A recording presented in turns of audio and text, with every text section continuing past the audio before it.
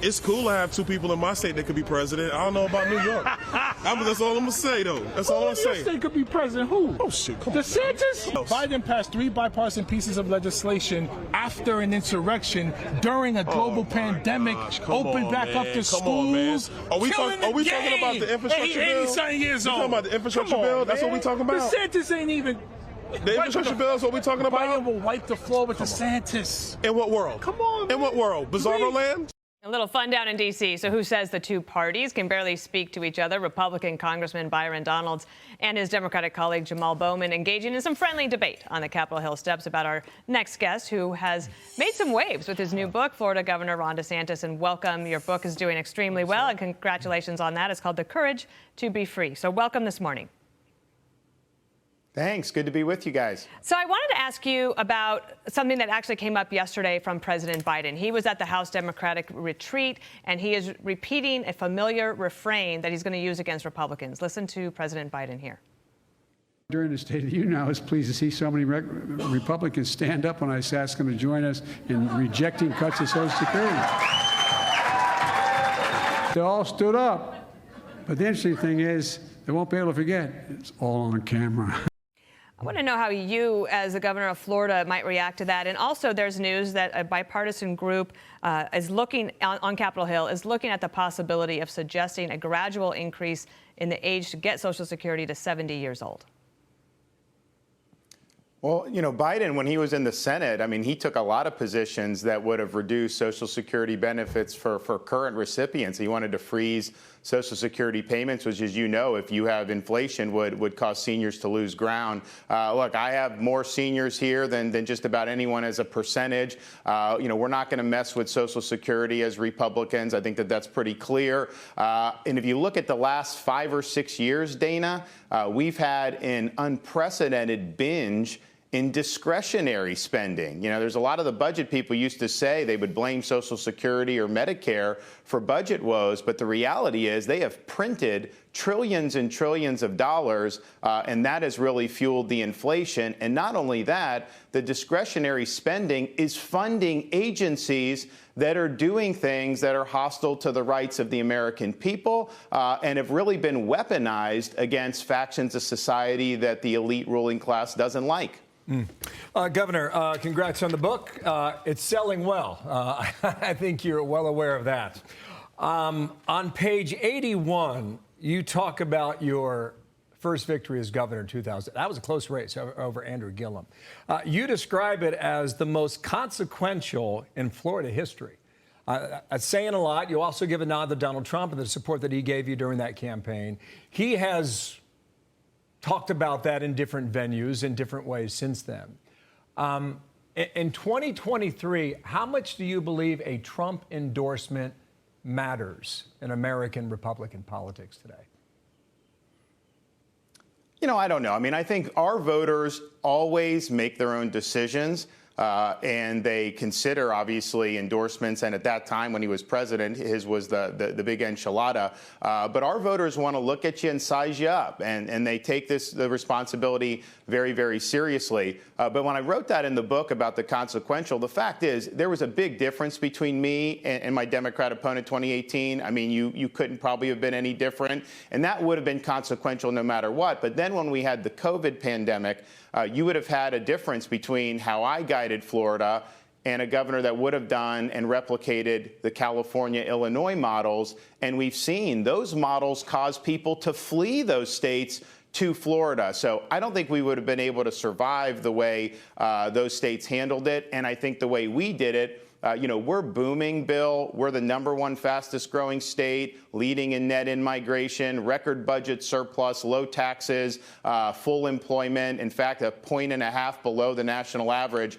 And I think it all goes back to that election. And now, just as Republicans, what have we done with Florida? When I got elected, it was a 1-point race almost every election between governor and president. We were able to go from winning by 32,000 votes to winning by over 1.5 million votes, sweeping Hispanics by over 60%, winning Miami-Dade County by double digits. But we have built in an infrastructure for Republicans to where Florida, it should no longer be considered a swing state. I mean, this is a state that we have the strong advantage in now. You mentioned the strength of your economy and what you think you've been able to do there in Florida, and you have a lot of results. When you look ahead, do you think that somebody like you as governor could then maybe run and take that blueprint and make Florida's model resonate across the United States? Well, I think there's a couple things from the book that I point out. One is, we were really going against elite opinion on a lot of the things we were doing.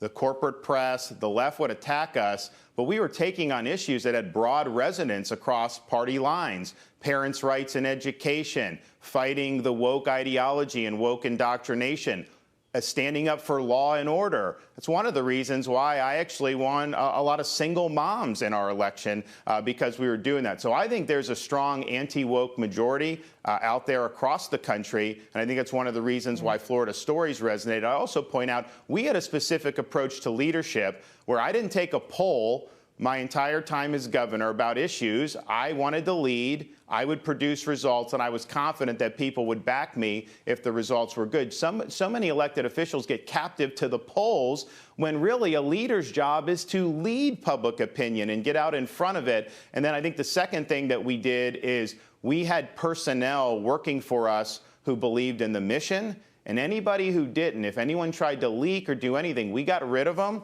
And really, for the last 4 years, I didn't have a single leak in my administration. And you could have the best vision in the world, make the best decisions as the executive. If you don't have people that will carry out that and implement it, then it's not going to amount to very much. So we had that. So when I would come out and announce our next step, people could take it to the bank. That would be executed quickly, and the results would follow. You had a state house that was favorable toward you. And a lot of people would argue, once you get those votes, you can pass a lot of things, and I think there will be news out of Tallahassee in the coming days and weeks because of that. But on Dana's point here, the last chapter in your book is only 6.5 pages long. I think it's the shortest chapter, but the title is Make America Florida. Now, in your view, what does that look like? And in your timeline, part of the reason we did that, Bill, because Sure. So part of the reason I titled it that is because as we got to the end of 2020, you started to see the hats and shirts and flags in Florida and even in other states, and I had nothing to do with it.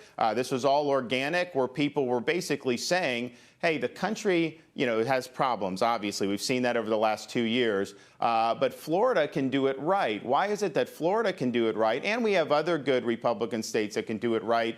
But yet the Biden model is failing our country. It's failing states like Illinois and California. What is it about Florida? And so, we talk about some of those things. But I think it's been a leader to not only be a model for other states, I do think it could be nationally. And so we're going to be working through over the next few months, as you said, have the legislature. Now, I didn't always have such a favorable legislature. When we came in, we had a narrow Senate majority. We were able to get a lot done. Now we have super majorities in the legislature because we had such a good 2022 election. So we're going to have a 3-month run here where I think we're going to be able to deliver more than we've already delivered, and we've delivered more than just about anyone. And I think that that's going to be something that you win the election. It's vindication for the 4 years. And I was glad to do that because a lot of people wrote me off during COVID when we were charting our own course.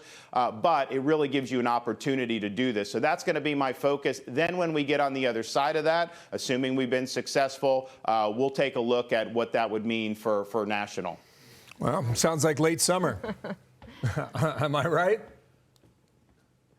Well, I don't know. I mean, I definitely could come on your show between now and then and talk about some of the legislation I'm going to be signing over the next few months. So if you guys are interested, just let us know. We'd love to do it. I think that the entire country will be interested in watching that. And they're also, obviously, they're reading your book as well. Governor, thank you for joining us this morning. Thank you. Thanks. Hey, everyone. I'm Emily Campagno. Catch me and my co-hosts Harris Faulkner and Kaylee McEnany on Outnumbered every weekday at 12 p.m. Eastern, or set your DVR. Also, don't forget to subscribe to the Fox News YouTube page for daily highlights.